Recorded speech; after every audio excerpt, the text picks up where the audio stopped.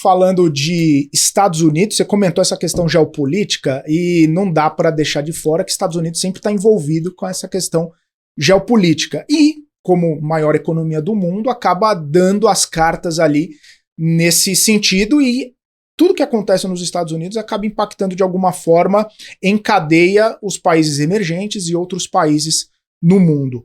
A gente falando de mercado de trabalho nos Estados Unidos, os dados do último payroll, que vieram acima do esperado, os números de criação de vagas, e também veio abaixo do esperado a questão do desemprego, caindo de 3,7 para 3,5, um dos menores desempregos aí da história nos últimos 50 anos, inclusive. Como que você avaliou esses dados e os impactos deles que a gente já tem visto aí nos mercados? É interessante, né? Porque, na prática, a gente teria, a gente espera um número e o número vem melhor do que o esperado, no caso do payroll americano, a tese é, não, o mercado vai ficar satisfeito com isso e a gente vai ter uma subida. Não foi o que aconteceu. A gente viu uma situação bastante complexa nos mercados internacionais. Então, os Estados Unidos colocaram mais pessoas no mercado de trabalho, a taxa de desemprego diminuiu, mas a gente teve uma recepção negativa nos mercados de uma maneira geral. E isso não é usual. Não é usual.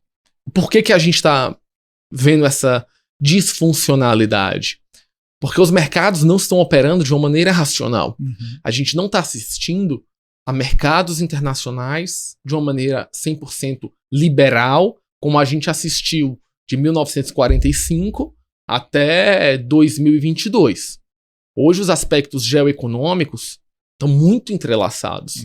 Então, no meu ponto de vista, apesar do número ter sido melhor do que o esperado, o mercado está precificando lá na frente uma situação bastante complexa. Por que bastante complexa? Porque o Fed vai continuar aumentando taxas de juros.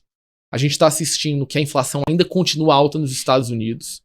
A economia americana tem um entrelaçamento muito grande com a economia europeia. A Europa vai entrar numa recessão no ano que vem. Esse ano os números já devem estar aparecendo, principalmente pela falta de energia. Isso significa que a precificação do que a gente assiste hoje já está em 2023. E olha a incongruência disso. Quando a gente fala de mercado de trabalho, o que a gente pensa na economia de mercado? A gente tem que ter o nível mais aceitável de desemprego, dado um dado nível de inflação. A gente entra na ideia de curva de Laffer e teorias econômicas básicas.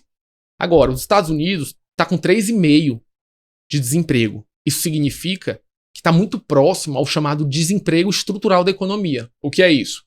É um nível de desemprego tal aonde você não tem mais o que fazer, que as pessoas que estão desempregadas, ou elas não querem trabalhar porque estão estudando, porque estão se qualificando, ou vivem com os pais idosos e tem algum tipo de profissão de doméstica, ou mesmo aquelas pessoas que estão saindo de um emprego para outro. Isso é muito comum. Em uma economia como a americana, 3% é mais ou menos isso. É mais ou menos isso que a gente chama de pleno emprego. No Brasil, que é uma economia que existe a questão de falta de qualificação, situação mais séria, é algo em torno de 6 a 8%. Então significa que a gente também está caminhando para um pleno emprego. Quase lá, né? Quase lá. Mas o mundo ainda está em caos. Esse é o problema.